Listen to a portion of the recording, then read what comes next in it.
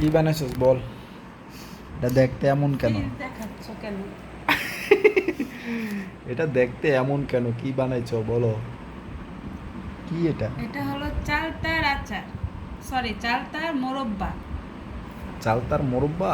জি। এটা কিভাবে বানায় এগুলা? এমন কেন দেখতে? লম্বা এগুলা লম্বা? ছিলবেন, ফার্স্টে ছিলে চিকন চিকন করে পিস করবেন, করে সুন্দর করে ধুয়ে গরম পানি দিয়ে হালকা একটু লবণ দিয়ে সিদ্ধ করে নেবেন।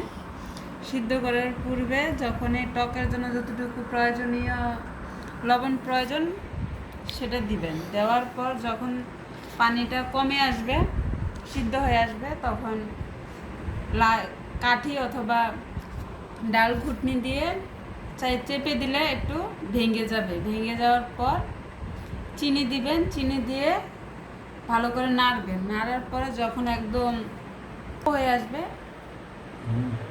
তারপর আদা কুচি দিবেন। আদা কুচি দেওয়ার পর কুচি দিবেন। দেওয়ার পর ভালো করে একটু 5-10 মিনিট করে 5-10 মিনিট নেড়ে চেড়ে। লঙ্কা এই জিনিসটা হিন্দুরা ব্যবহার করে, জানার জন্য বলে দিলাম। সরি, শুকনো মরিচ।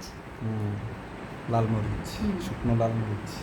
শুকনো লাল মরিচ সুন্দর করে মুছে কেচি অথবা কেচি দিয়ে কাটলে ভালো হবে। কেচি দিয়ে একদম ছোট ছোট করে টুকরো করে এগুলির মধ্যে দিয়ে দিবেন।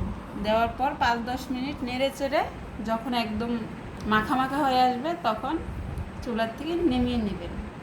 নামিয়ে ওকে। ওকে, নামিয়ে নেবেন। তারপরে এখন আপনাদের স্বাদ মতো গরম হলে গরম খাবেন, না হলে ঠান্ডা করে খাবেন। আল্লাহ হাফেজ, এখন বাই না, বাই। আগে একটা খেয়ে দেখেন কিভাবে খায়। এই যে দেখেন, কি যে হয়। আস্তাগফিরুল্লাহ, সবটা আস্তা মুখে ঢুকে খাইতে হয়। ঠিক আছে, ওকে, গুড বাই। Bye bye.